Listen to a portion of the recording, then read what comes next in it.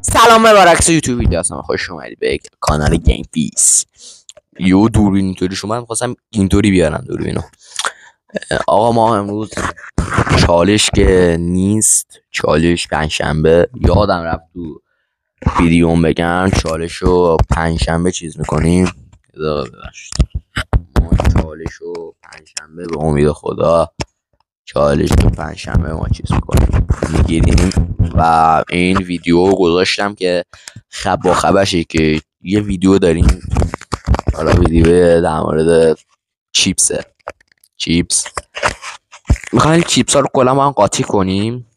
چیپس های قاطی کنیم لو دارم و اشکال نداره بهتون بگم با خبرشی تا ساعت 10 صبر کنید، ویدیو میاد دیگه. میخوام هر روز ویدیو بذارم به جز پنجشنبه شب یلداه، ولی من باید یه روزو نمیگم یه روز مثلا تو اون یه روز چیکار کنم، چه گویی بخورم تو اون یه روز، من چه گویی بخورم. خب میخوایم چیپس ها رو با هم قاطی کنیم و تا اونجا که میتونم اون چیپس همه نوع چیپس ها رو میگیرم و تا 10 شب صبر کنید. اگه این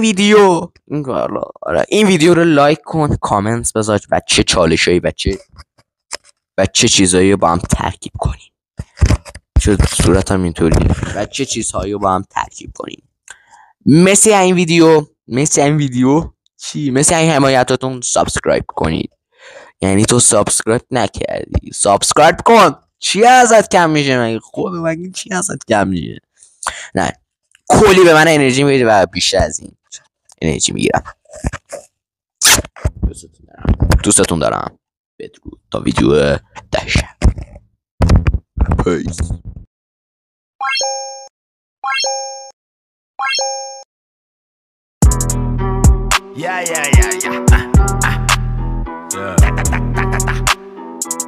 Yes.